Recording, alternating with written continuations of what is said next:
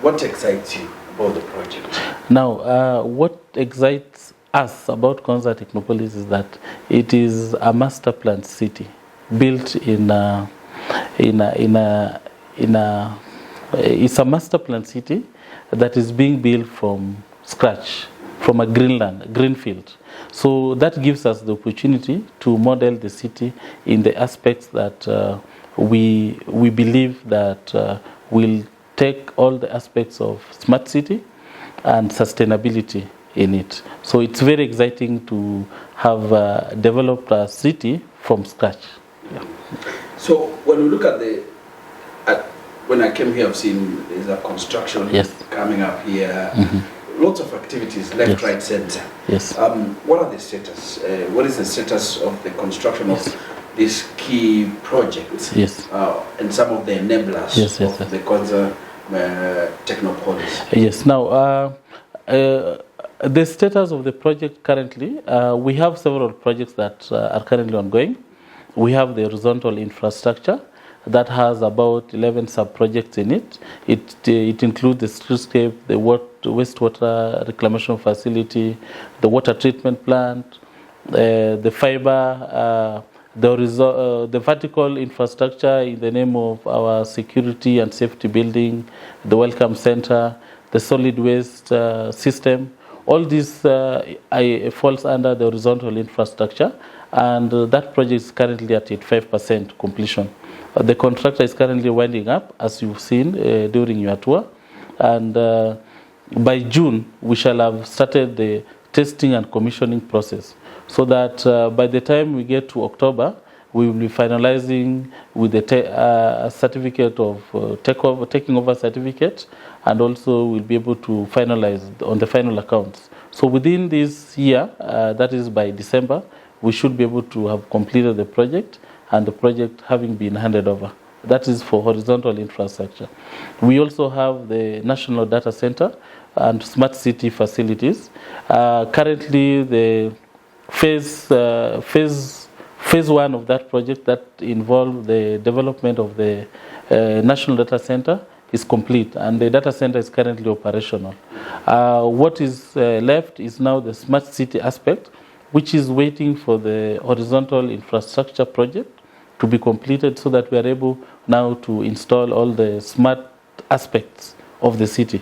You know, as you are building a smart city, you should be able to do the infrastructure first, and then you are able to install the smart aspects of a smart city. So that project is currently at 65%, but it's ongoing and it's operational.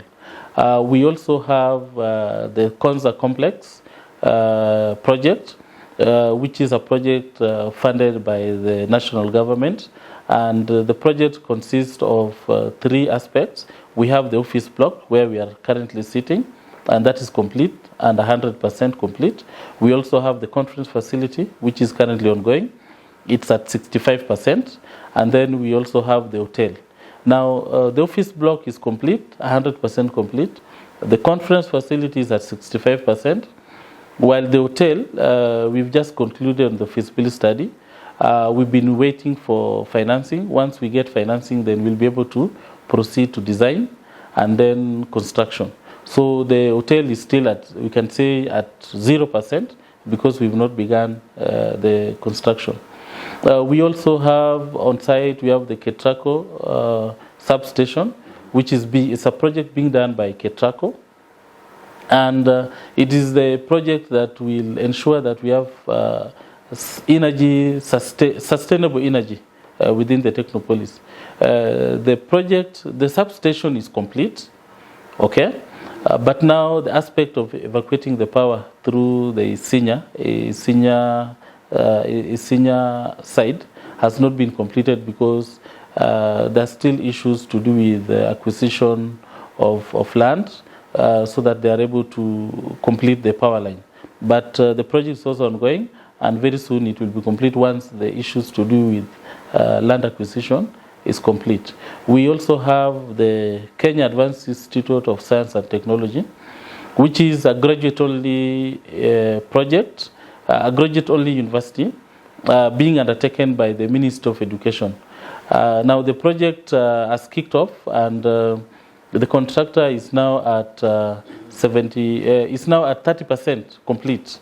It's still ongoing, and we believe that sometime in 2024 we'll be able to complete the project, the construction of the project, and we'll be able to start student intake. We'll be able to do in the coming months, so that as the project completes, then we are able to intake the students. Now, another project that we are looking at is, of course, those are related with the digital media city. It's also a project that we've conceptualized, and we've been able to do the feasibility study, and the feasibility study has recommended that the project is good. And we are working together with the government of South Korea to be able to achieve the financing so that the project can also take off as far as construction is concerned. Okay. Yeah. When you're talking about the institution of higher learning, yes, we have seen a lot of construction there. Yes. We've seen a lot of structures coming up. Yes. As the CEO Yes. of this place, yes, when you go there, how are you feeling right now when you move around and you see, the structures are coming up and moving very fast? It's a fulfilling, it's a satisfaction when you see that actually we are able to build a city from scratch. Some years back, 5 years ago, if you were to come here, you'd see a grassland and probably with animals. But now, 5 years later, when you come here, you actually feel that the project, the dream is happening. And it's a good feeling when you see that your anchor tenant, that is the university, is actually coming to life, and you are able to see the progress every day that is being made in the project. So it's a fulfillment that we have, and it only inspires us to do more and ensure that the project stays on track. So this is just one investor we're talking about. Yeah. Let's say someone is watching you. Yes. And is an investor somewhere. Yes. Why would he consider to put his money in Konza Technopolis? Okay, so you see, Konza Technopolis is a master planned city, okay? And it's a master planned smart city. So that is one of the selling points that we have in the Technopolis, that any investor would be interested in having the investment in a place that is master planned and there's order. And in addition to that, we also have technology. And basically, Konza Technopolis is about IT, information technology enabled services, ICT, also engineering and life sciences. So those are the three sectors that we are focusing on as a Technopolis. So any investor who comes in will, of course, be able to enjoy the ability of having a smart city with all the ICT enablement in the project. Apart from that, in the phase one of the project, we've been able to, we had about 147 parcels that we had allocated we had availed to be allocated to investors. We've been able to get over 100 parcels that we've already given to the investors and allocated. And that is an inspiration to any investor, knowing that they are not going to be the first one to be in this place, but of course, other investors have also taken interest in the project. And simply because of the aspects of the smart city, the aspects of being in a master plan place, the aspects of having order in the space. So that is a key selling point for us as a Technopolis, and we would encourage any investor interested in investing in Konza Technopolis to consider that as an attraction. Konza Technopolis is also a special economic zone, which means investors will be able to enjoy the incentives, the tax incentives that have been provided for under the SEZ Act, and that is an attraction that would encourage investors to come. Also, the ability to have the superior infrastructure that has been set up here. It's also an attraction that we will be able to indicate to our investors that it's worth thinking of and also considering.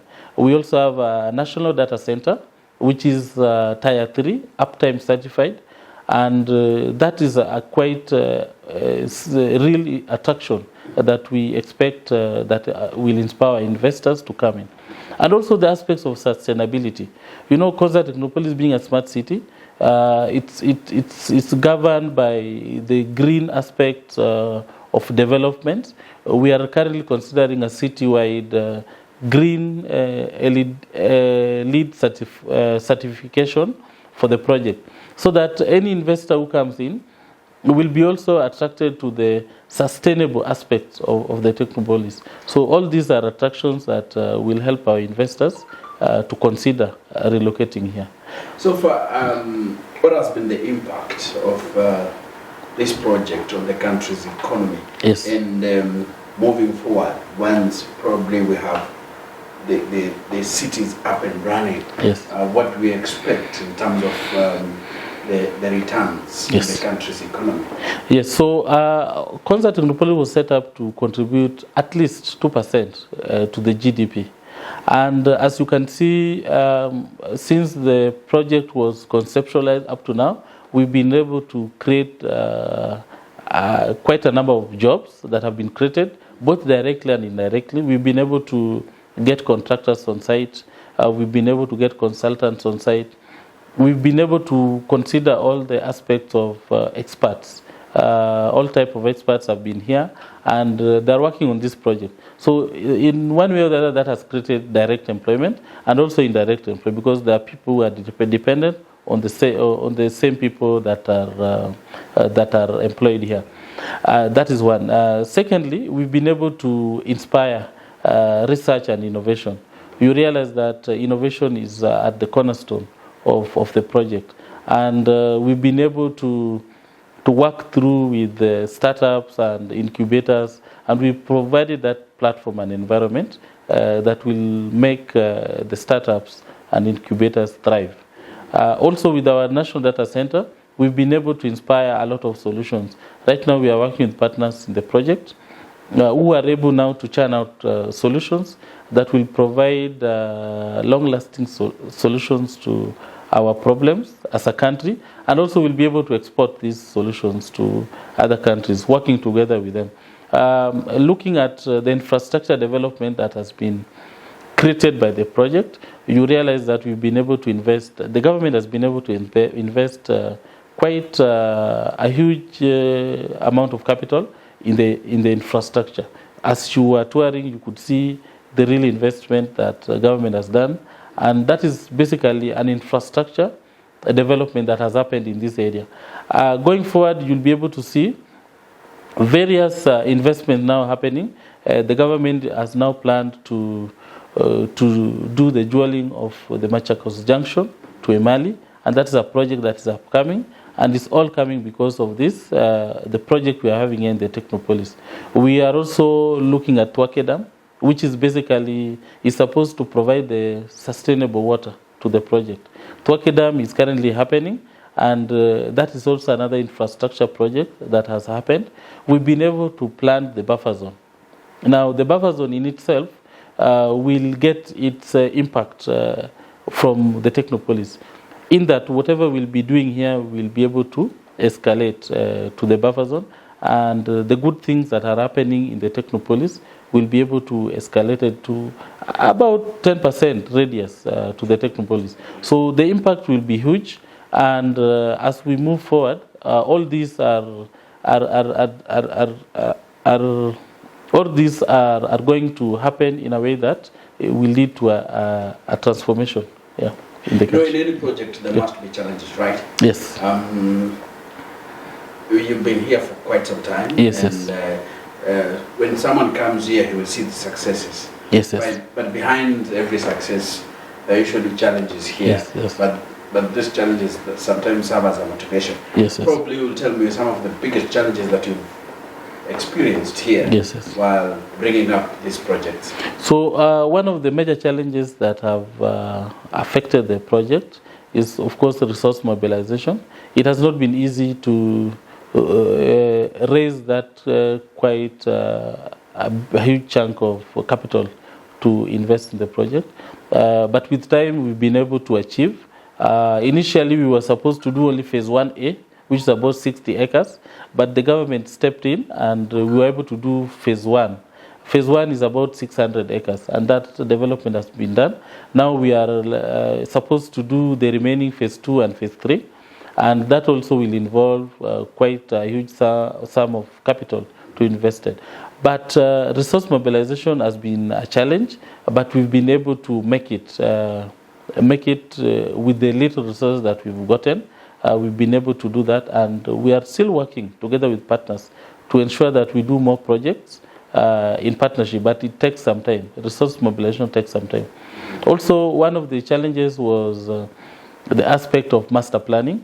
We had to get it right, and it has been a challenge because not so many people have done smart cities elsewhere or in Kenya. Actually, this is the first smart city in the sub-Saharan Africa. And it has been a challenge to get the right expertise.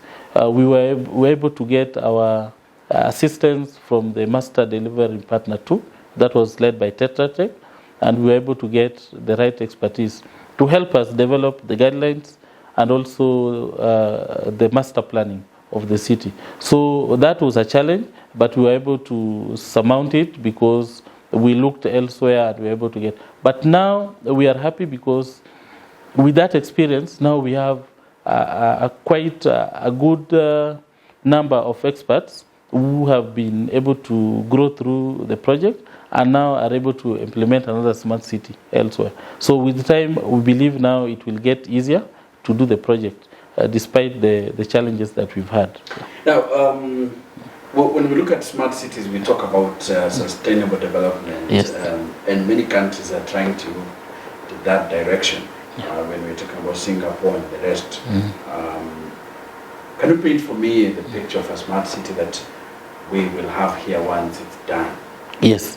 Now, the picture of a smart city will have, of course, the technology in it, the IT and ITS, that is Information Technology Enabled Services and IT. Okay. We'll also have an aspect of life sciences where we'll have these science parks and biotechnology that will be involved in the Technopolis. We'll also have the engineering aspect, and all this will be brought about through the anchor tenant, that is the university. So there has to be a university that will be able to assist the population and the country in matters of research and innovation. So that is another aspect of a smart city. There will also be smart people.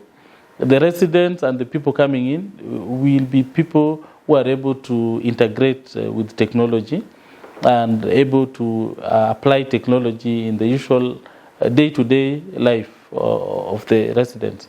We'll also be able to have smart governance in terms of once the residents are there, how do we govern? How do we ensure that there is proper monitoring, there's proper policing, there's proper security, and all these are led by technology aspects of the city. So those are some of the aspects of a picture of a smart city that we'll have. We'll also have a city which is properly landscaped, the green spaces, the population itself being able to use as little energy as possible. You find that in the Technopolis we've developed a building code where all the buildings will be having, will be using solar power at the rooftop. All the rooftops will be occupied by solar power. In that we'll be able to use as little energy as possible. We are also pursuing a citywide green certification by LEED. Will be able to give us that. So as far as a smart and sustainable city is concerned, we'll be able to apply all these aspects of a smart city. So one area that we have seen in most cities including Nairobi. Yes. There's been lots of pollution. Correct. Left, right, center. Yes. And the biggest chunk when you talk about pollution from research has shown that is brought by vehicles. Yes. Biggest. Correct. How are you addressing that? Now, in Konza Technopolis, and when you are touring, you could see even the roads, they are not as big as the ones you see on the highway. That is basically to mean that it will be a walkable city, in that every utility, you will be able to walk about 15 kilometers to the next. If you're looking for a shop, it will be 15 kilometers away from where you are. If you're looking for a hospital, if you're looking for a school, 15 kilometers, so that you are able to walk around within the city. We are also looking at the aspect of electric vehicles and e-mobility, whereby the vehicles, a lot of non-motorized transportation will be applied in the city. If you look at our design and even what we've constructed, there's a green transit corridor. That is a corridor which is basically for non-motorized transportation. We'll be having a lot of bikes, a lot of electric vehicles, a lot of applying, a lot of walking around in the city. And also you find that we'll be having a lot of mass transit by use of electric buses and the rest. And as you could see, we've provisioned for that in our streetscape design. So that will allow for that aspect of pollution not to be, for us to achieve non-polluted environment. And also in the smart aspect of the Technopolis, you find that in the smart city aspect, we'll have a lot of sensors who are able to provide data on air quality, on various, even to measure the air we breathe, to ensure that it is as safe as possible. In our water reclamation facility, we are using a lot of reclaimed water. We are treating the wastewater and reclaiming it back and reticulating it so that it can be used for irrigation. We also have a water treatment plant which will be able to treat water to the WHO standard, and the water is potable. So you find that as far as pollution is concerned, we've provided for that. We are also going to grow a lot of trees. We have about 1,000 acres, which we've earmarked as a wildlife corridor, and is going to be forested. And if you look at also our design, you find that most of the parcels that we've demarcated are going to be about 60% filled, so 60% occupied. In that, if you look at an investor, you've given him maybe an acre or 2 acres, 60% will be the occupation by the investor for the development. Then the remaining 40% will be for trees and landscaping. So that is how we've looked at the sustainability of the environment and also to avoid pollution. Yeah. So when you talk about movement, bikes and everything, yes. In some cities we've seen the city provides certain standards of bikes. Yes, correct. So you just need, for example, a card to swipe and get a bike and move. Yes. Are we also looking at that for the city? Actually, those are now the investment opportunities that we'll have in the city. You find that as a city, of course, we'll be able to provide that opportunity for now a private investor to come in and provide the bikes that can be charged.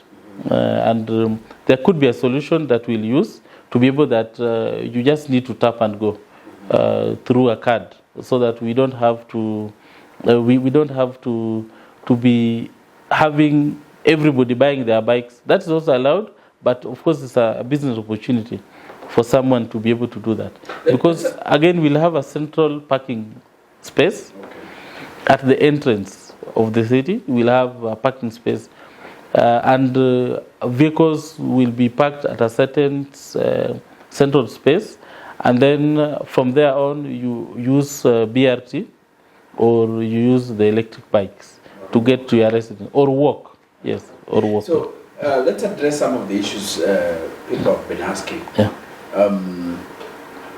If you are sitting there at home, some people are asking that if you walk along the road, they can't see anything. Yes. So what will you say to such a person? That I've been driving along Mombasa Road and I can't see anything. Happening. Yes. Yeah. Okay, so for such people, we can just say it's just a matter of time.